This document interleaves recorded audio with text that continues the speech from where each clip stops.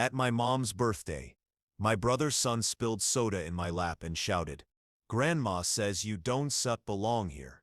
Everyone at the table laughed. I quietly wiped my clothes, smiled, and said nothing. That night, I made a decision. I pulled my name from their loan. By morning his car was gone, and at 8 a.m., someone knocked on my door. But before that moment, there was a pattern. My mom's birthdays had slowly become more of a formal show than a celebration. The spotlight was always on Tyler, my brother's 14-year-old son. He got more attention than the birthday cake itself. I usually kept to myself, brought a gift, made polite conversation and left early. But something about this year's invitation felt strange from the start. Mom called and said, "I really love it if you came, Stephanie. Tyler Sepp's been asking if you still be there." That should have told me everything. Tyler never asked about me, unless he had a plan. Last time, he wanted a new gaming chair, and tried to flatter me with compliments about my cooking. 2 weeks later, he told one of his friends that I used to be a mom, but failed. Those exact words reached me through a cousin's kid. When I told my brother, he brushed it off. He's just at that age where they test boundaries. So no, I wasn't expecting kindness, but I still showed up, because despite everything, I always did. When I arrived, my brother's house was even louder than usual. Balloons everywhere, 2 store-bought cakes, and Tyler already surrounded by opened gifts. He was bragging to some girl that grandma would buy him a car the moment he turned 16. My mom was laughing like it was the funniest thing she'd ever heard. No one noticed me come in. I had to clear my throat and wave before someone even offered me a seat. My gift went untouched. The necklace I picked for Mom stayed unopened all evening. She was too busy talking about how Tyler's teacher said he was gifted, not just smart, but genius level. No one asked about my business or mentioned the fundraiser I'd hosted 2 weeks earlier. I was just there, something to fill space, someone they could compare themselves to and feel superior. I sat between 2 people I didn't know. One had a beer in each hand, and the other took my fork when hers fell. I didn't say anything, I just let it go, like I always had. Then came the moment that changed everything. Tyler stood up, holding a full cup of soda. He walked toward me casually, stared straight into my eyes, and said, "Grandma says you don't belong here." Then he poured the soda into my lap. It was cold, sticky, and humiliating. The table burst into laughter. My mom turned to her friend and said, "Tyler just says what's on his mind." My brother even clapped. I tried to clean up with a napkin, which only made them laugh harder. I smiled quietly. No anger, no tears, no words. Inside, though, something shifted. It wasn't sadness or rage. It was clarity. They didn't want me there. They never had. And finally, they'd made it clear enough for me to stop pretending. I waited 5 more minutes, excused myself politely, and went home. I opened my laptop, logged into the account linked to my brother's business loan, the one I had co-signed because Mom guilted me into it. My name was on every document. I had power I'd never used, until that night. I withdrew my name and froze the account. My brother wouldn't know until the bank called in the morning. By 7:45 a.m., the car parked in front of their house, the one they'd bought just months earlier, was towed. At 8 a.m., there was a knock at my door. I opened it to find my brother Mike, standing there, his face a mix of fake concern and real panic. This was the same look he'd worn through every failure of his adult life. But this time, there was no mom to bail him out, no dad to pay the bill, and no me to fix it. He didn't wait to be invited in. "You need to fix this," he said. No greeting, no apology, no mention of the soda incident or the public humiliation. He shoved a pile of papers at me. "The loan SEP's frozen," he said. "They said the co-signer pulled out. If I don't replace you, we set're in breach." I leaned against the doorframe, silent. He continued. The shop can set make rent next month. The cards are maxed. ITAV got payroll and mom SIP's insurance coming up. Tyler SIP's football fees next week. Still, I said nothing. Then his tone changed. You still doing this over a joke? That was the line. Not the soda. Not the years of cruel comments about my daughter. Not the graffiti. That sentence. I shut the door in his face. 5 minutes later, my phone lit up with messages, first from him, then from his wife, then from mom, all trying different tactics. Guilt, mockery, confusion. Tyler even sent a TikTok of someone fake crying. No words, just that. By that evening, I realized the fallout had only begun. That evening, I closed my store late. When I walked into the parking lot, keys in one hand and a grocery bag in the other, I froze. My car had been vandalized. Both sides were keyed down to the metal. The rearview mirror was kicked off, and the back window looked like it had been hit with a bat. The lot was empty, silent. No witnesses, just damage and that strange stillness that waits for your reaction. I didn't call Mike. I didn't call mom. I didn't cry or shout. Instead, I went back inside, opened my store's security feed, and rewound. There they were, Tyler and one of his friends, hoodies up, laughing. One filmed while Tyler spray-painted the words, "Fake Aunt," across my window in red paint. Then he posed for the camera and kicked over a flower pot before running off. I didn't set flinch. I called Uncle Ray. He arrived in under 30 minutes. We watched the footage together in silence. When it ended, he said calmly, "You said calling the police. Don't set argue." So I did. The officer was professional, direct, and not surprised. He said Tyler had prior complaints, property damage, trouble at school, but things were always brushed aside. This time it wouldn't be. The next morning, Mike was back outside my place, pacing across the street like he was waiting for a miracle. When I didn't set come out, he started shouting. I couldn't set make out every word, but I heard traitor, heartless, and you still regret this. Then my mom called. Her voicemail said, I don't set know what set's gotten into you. You stare letting money come between family. Over what? A childish prank. She still didn't set understand. None of them did. It wasn't about soda, or the car, or even the loan. It was about years of being treated like I didn't belong, being tolerated, not respected. It wasn't sudden, it was gradual, like erosion. They mistook my silence for weakness. They thought I'd break. Instead, I finally saw their cracks. And I wasn't set done. The official charges came through a few days later. Vandalism, trespassing, and property damage. Since Tyler was a minor, my brother and his wife were automatically involved. The footage made denial impossible. I didn't set a celebrate. I just opened my store, swept the sidewalk, and got back to work. But soon, customers began mentioning rumors. Apparently, Mike was telling people I faked the video. Mom told one of my vendors I was unwell and headed for another breakdown. I didn't respond. I made a list instead. Everything they were tied to financially. First was the frozen business loan, then the lease for my brother's second shop. I'd co-signed that too. After that came the accounts I'd helped his wife set up for her Etsy boutique, PayPal, Stripe, the tax ID, all under my name. That was my mistake. I'd given too much trust, too easily. It was time to take it back.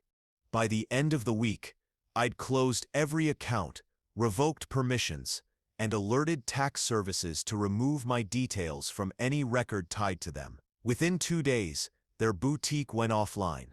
Within 48 hours, my brother's lease bounced, and the landlord posted an eviction notice. He called 17 times that day. His messages shifted from begging to anger, to something that sounded like crying. Mom called too. This time her tone was different. She said, "You stir tearing this family apart. Your father wouldn't set want this." It was ironic. Dad was the only one who ever treated me as an equal, not a backup plan. That's when I realized something. They thought what they had was theirs. They acted like I was lucky to be included. But everything, the business, the loans, the setup, had started with me. My name, my credit, my effort. They just never respected that, because acknowledging it meant admitting I had power, and that terrified them. So they lashed out again. One night, I came home to find my store window smashed, a rock on the floor, a note tied to it that said, "You still be alone forever." It didn't scare me. It didn't even make me angry. I taped the note to my office wall and called Uncle Ray again. He arrived the next morning with a lawyer. "We set for pressing full charges," he said. "If the court asks for emotional damages, we set will include those too." I didn't argue. This wasn't about revenge anymore. It was about setting a permanent boundary. They weren't family now, just people who shared my last name. The court date was scheduled. Tyler would face juvenile charges, but the civil suit covered more: the damage to my store, my car, and the harassment. We had solid evidence, video footage, the threatening note, and multiple witnesses. I expected silence while they panicked, but instead, things escalated. A few mornings later, I got a voicemail from an unknown number. I almost deleted it, but something made me listen. A young woman's voice introduced herself as Hannah. She said she'd worked at Mike's second shop, the one that closed after I withdrew from the lease. She hesitated, then said she'd overheard Mike telling his wife he planned to make her look unstable. She hadn't known who her was until now. Then she added, "He smashed the second window himself." I called her back immediately. She sounded nervous but firm. She said she had texts and receipts to prove it. She didn't want to be part of their lies anymore. I gave her our lawyer's contact, and she sent everything over. That same night, another woman reached out. She'd helped Mike's wife with her boutique, and had seen fake invoices using my name to secure supplier deals, and even pull off refund scams.